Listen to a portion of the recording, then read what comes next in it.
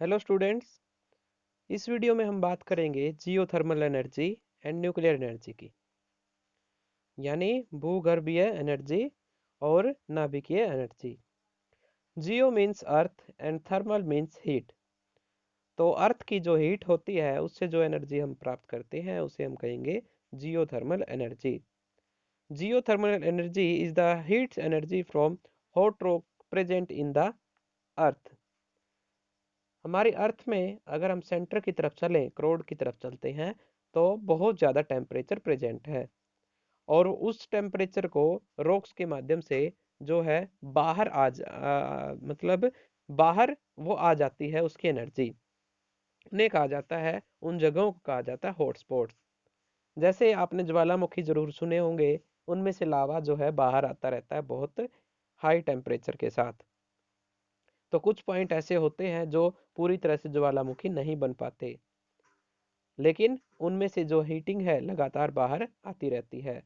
When underground water comes in contact with hotspot, steam is generated। और जब जो ground water होता है, भूमिगत जल होता है, वो इस एनर्जी की कांटेक्ट में आता है, तो उसमें से बहुत तेज भाप बनती है और बाहर की तरफ आती है। Steam trapped in rocks is routed through pipes to a turbine and used to generate electricity। हम इसी वेपर फॉर्म का इस्तेमाल करते हैं और उससे टरबाइंस को रोटेट करवाते हैं और इस तरह से इलेक्ट्रिसिटी बन जाती है। लिमिटेशन ऑफ जियोथर्मल एनर्जी, लेकिन इसकी कुछ लिमिटेशन भी है। लिमिटेशन किस तरह से? Geothermal energy is not available everywhere. तो जैसे कि मैंने बताया, ये हॉटस्पॉट हर जगह प्रेजेंट नहीं होते। अर्थ पर ये उन्हीं जगहों पर पाए जाते हैं जहां पर दो टेक्टोनिक प्लेट्स आपस में जुड़ी हुई होती हैं। Deep drilling in earth to obtain geothermal energy is very difficult and expensive. दूसरी यहाँ पर यह भी है कि अगर हम इस जियोथर्मल एनर्जी को प्राप्त करना चाहते हैं तो हमें बोर्स बनाने पड़ते हैं अर्थ के अंदर, जिनके लिए खर्च बहुत ज़्यादा लगता है। In New Zealand and USA, New Zealand जैसे देश और अमेरिका जैसे देश, इनमें बहुत सारे ऐसे जगह हैं जियो जिनको जियो स्पॉट कहा जाता है, जहाँ पर ये एनर्जी प्राप्त की जा सकती है और इसीलिए वहाँ पर ऐसे ऑपरेशनल सिस्टम जो है काम कर रहे हैं। न्यूक्लियर एनर्जी, नाभिकीय ऊर्जा की बात करते हैं अभी। The energy released during a nuclear reaction is called nuclear energy. Nuclear reaction का क्या मतलब है? यहाँ पर उन रिएक्शन की बात होगी जहाँ पर दो नाभिक या एक नाभिक कोई पार्टिकल जो है एक साथ काम करते हैं। The energy release during a nuclear reaction, और नाभिकीय यहाँ पर प्रक्रिया में जो एनर्जी रिलीज होती है उसे न्यूक्लियर एनर्जी कहा जाता है। It can be obtain by two type of nuclear reaction. इसे हम दो तरह की रिएक्शन से प्राप्त कर सकते हैं। पहले रिएक्शन यहाँ पर न्यूक्लियर फिजन है। फिजन मतलब किसी भी एक चीज का दो पार्ट्स में डिवाइड हो जाना, दो या दो से ज्यादा पार्ट्स में डिवाइड हो जाना। और न्यूक्लियर फ्यूजन, इस पर यहाँ पर दो छोटे पार्ट ज्वाइंट होकर के बड़ा पार्ट बना लेते हैं कोई। Nuclear fission, fission means split up, यानी टूटना, बिखरना। The process in which heavy nucleus of radio active atom. Radio active atom का मतलब यहाँ पर कुछ एलिमेंट ऐसे होते हैं जो लगातार खतरनाक रेडिएशन अपने अंदर से जो है रेडिएट करते रहते हैं, बाहर निकालते रहते हैं, जैसे uranium, plutonium, thorium. splits up into smaller nuclei when bombarded with low energy neutrons। जब हम इसे किसी छोटे पार्टिकल से और हाई एनर्जी पार्टिकल से क्या करते हैं, स्ट्राइक करवाते हैं। यहाँ पर न्यूट्रॉन जैसे कुछ पार्टिकल बहुत स्पीड के साथ यूरेनियम जैसे बड़े एटम के साथ स्ट्राइक करवाए जाते हैं। उससे यूरेनियम दो या दो से ज़्यादा पार्ट में डिवाइड हो जाता है और साथ में बहुत सारी एनर्जी रिलीज होती है, और इसी एनर्जी को हम बोल रहे हैं न्यूक्लियर एनर्जी। और ये बहुत ज़्यादा अमाउंट में जो है रिलीज होती है। न्यूक्लियर फ्यूजन, ये फ्यूजन का मतलब होता है टूटना और हम यहाँ पर जो फ्यूल यूज करते हैं एज ए फ्यूल वो होता है U-235। यहाँ पर ये वैल्यू दी गई है इसके एटॉमिक नंबर की 235, यूरेनियम को रिप्रेजेंट करता है।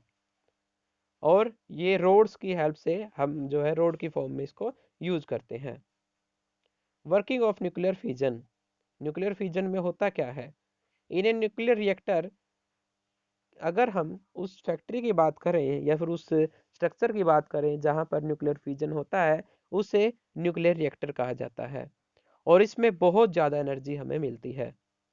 कंट्रोल रेट पे उस एनर्जी को जो है प्रोड्यूस किया जाता है और स्टीम की हेल्प से भाप बनाई जाती है। क्योंकि बहुत ज़्यादा एनर्जी मिलेगी तो उससे पानी गर्म किया जाता है और बहुत ज़्यादा अमाउंट में स्टीम निकलते हैं और वहाँ से इलेक्ट्रिसिटी प्रोड्यूस की जा सकती है। Major nuclear power plant. कुछ पावर प्लांट्स यहाँ पर दिए गए हैं जो हमारे भारत में है। तारापुर महाराष्ट्र में है, राणा प्रताप सागर राजस्थान में है, कलपक्कम तमिलनाडु में है, नरोरा यूपी में है और काकरापुर गुजरात में है और कैगा कर्नाटका में है। ये कुछ पावर प्लांट्स थे जो न्यूक्लियर पावर प्लांट है। अब हम दूसरी रिएक्शन की बात करते हैं और वो है nuclear fusion. When two nuclei of light elements like hydrogen combine to form a heavy nucleus, ये अलग तरह की न्यूक्लियर रिएक्शन है। इसमें छोटे छोटे पार्टिकल जुड़ के एक बड़ा जो है एलिमेंट बनाते हैं।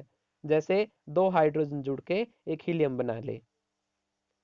तो यहाँ पर हमने बात की कि यहाँ पर जो स्ट्रक्चर बनेगा वो हैवी होगा। इस केस में भी जो है एनर्जी बहुत ज़्यादा रिलीज होती है। अगर हम कंपैरिजन करें तो न्यूक्लियर फ्यूजन में एनर्जी ज़्यादा जो है मिलती है। और ये रिएक्शन यहाँ पर इस तरह से दिखाई गई है। दो हाइड्रोजन जो है ऐड होते हैं और फ्यूजन प्रोसेस से एक हीलियम बन जाता है, एक न्यूट्रॉन बन जाता है और बहुत सारी हीट निकलती है। आई रिपीट, दो हाइड्रोजन जुड़ते हैं, उससे रिजल्ट में मिलते हैं हमें एक हीलियम, एक न्यूट्रॉन और बहुत सारी heat. Very very high temperature and pressure is needed for fusion. इस प्रोसेस को करने के लिए बहुत ज़्यादा टेम्परेचर और प्रेशर की ज़रूरत होती है। Hydrogen bomb is based on this phenomena. Hydrogen bomb आपने जरूर सुना होगा, वो इसी फिनोमिना के बेस पे जो है बना होता है। और फ्यूजन के बेस पे होता है atomic bomb. Nuclear fusion is the source of energy in the sun and other stars. अगर हम तारों की बात करें तो उनमें बहुत ज़्यादा एनर्जी इसी रिएक्शन की वजह से आती है और इसे कहा जाता है न्यूक्लियर फ्यूजन। आई रिपीट, नाभिकीय संलयन यानी न्यूक्लियर फ्यूजन। तो ये प्रोसेस थी। अब इसमें एडवांटेज देखते हैं। Production of large amount of useful energy from a very small amount of nuclear fuel. ये इसलिए एडवांटेज इसकी ज़्यादा है क्योंकि यहाँ पर जो फ्यूल होता है वो बहुत कम यूज किया जाता है और रिजल्ट में हमें बहुत सारा जो है हीटिंग मिल जाती है। Does not produce green house gases like CO2। और इसमें बहुत सारी जो CO2 होती है वो नहीं निकलती, यानी ग्रीन हाउस इफेक्ट को ये प्रोड्यूस नहीं करते। लेकिन इनकी भी कुछ लिमिटेशन है। Limitation of nuclear fusion, environmental contamination due to improper nuclear waste storage and its disposal. अब क्योंकि न्यूक्लियर जो पोल्यूशन है वो रेडियो एक्टिव एलिमेंट्स होते हैं, इसीलिए इनका जो अच्छे से निपटारा ना हो पाए तो ये खतरा बन जाते हैं। आसपास की जो जगह होते हैं उनको रेडियो एक्टिव एरिया बना देते हैं और वहाँ रहने लायक हालात नहीं रहते। Risk of accidental leakage of harmful radiation. और किसी वजह से कोई दुर्घटना अगर हो जाती इन रिएक्टर्स में तो बहुत सारी हार्मफुल रेडिएशन रिलीज होगी जो आसपास के एरिया के लिए बहुत खतरनाक है। हाई कॉस्ट ऑफ इंस्टॉलेशन, जैसे हमने विंड एनर्जी फॉर्म देखे थे, यहाँ भी बहुत ज़्यादा एनर्जी में पैसे की ज़रूरत पड़ती है। इनको लगाने के लिए बहुत महंगे प्रोजेक्ट होते हैं ये। Limited availability of nuclear fuels, यहाँ से एनर्जी तो बहुत सारी मिलती है लेकिन न्यूक्लियर फ्यूल जो होता है वो बहुत कम प्रेजेंट है अगर हम अर्थ की बात करें तो।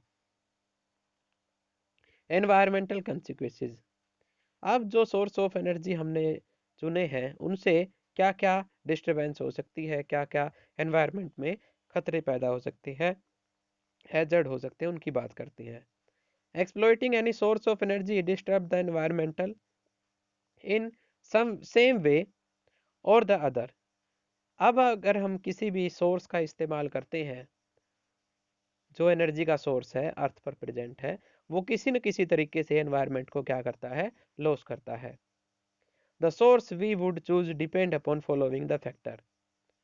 अब यहाँ पर हम इसको अच्छे से समझ सकते हैं, क्योंकि हमें सोर्स चाहिए तो हम जितना आसानी से वो प्राप्त हो सके उतना कोशिश करते हैं। Ease of extracting energy from the source, यहाँ पर हम सिलेक्ट करते हैं, उसे देखते हैं कि कितना आसानी से उसमें से एनर्जी निकाली जा सकती है। Cost of extracting energy from the source, हम यह भी देखते हैं कि वो कितना सस्ता है। Efficiency of technology available to extract energy, उसके बाद हम टेक्नोलॉजी को भी देखते हैं कि किस बेस पे हम उसको जो है एनर्जी में कन्वर्ट कर सकते हैं। The environmental damage caused by using that source, अब क्योंकि वो जो सोर्स है वो किसी न किसी तरीके से हमारे एनवायरनमेंट को जो है नुकसान पहुंचा रहा है, तो उन्हें भी हमें देखना पड़ता है यहाँ पे। In other words no source of energy is said to be pollution free, इसलिए हम कह सकते हैं कि कोई भी ऐसा सोर्स नहीं है जो पोल्यूशन फ्री हो। Some sources are cleaner than the other, लेकिन ऐसा हो सकता है कि कुछ सोर्स जो है कम पोल्यूशन क्रिएट करते हो और कुछ ज़्यादा, तो हमें उन सोर्सेज की तरफ ध्यान देने की ज़रूरत है जो कम पोल्यूशन फैलाते हैं, जैसे सोलर एनर्जी, विंड एनर्जी, ये वाले। तो ये थे फॉर एग्जांपल सोलर सेल में भी pollution free, but assembly of the device would have cause some environmental damage. Solar cell की अगर हम बात करें तो ये पोल्यूशन फ्री भी है और एक तरह से बहुत इको फ्रेंडली भी है, लेकिन इससे भी एनवायरनमेंट को नुकसान हो सकता है। कैसे? क्योंकि सोलर सेल को बनाने के लिए हमें क्या चाहिए, सेमीकंडक्टर चाहिए, और उनका जो एक्सट्रैक्शन होगा वो कहाँ से होगा, एनवायरनमेंट से ही होगा, अर्थ से ही होगा, और फिर हम क्या करेंगे, उसका लॉस करेंगे। तो इस तरह से हम कह सकते हैं कि कोई भी आइडल सोर्स प्रेजेंट नहीं है। एक बार फिर से हम देख लेते हैं, नॉन रिन्यूएबल सोर्स कौन से होते हैं।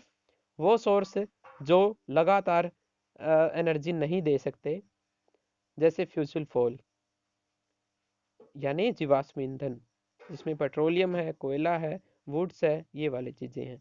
और एक होते हैं renewable source of energy, energy sources that can be regenerated and that will last for ever. ऐसे सोर्स भी होते हैं जो लगातार यूज किए जा सकते हैं, जैसे wind energy, water energy, solar energy. तो ये हमारा चैप्टर था और मुझे उम्मीद है आपको समझ में आया होगा। Okay, all the best.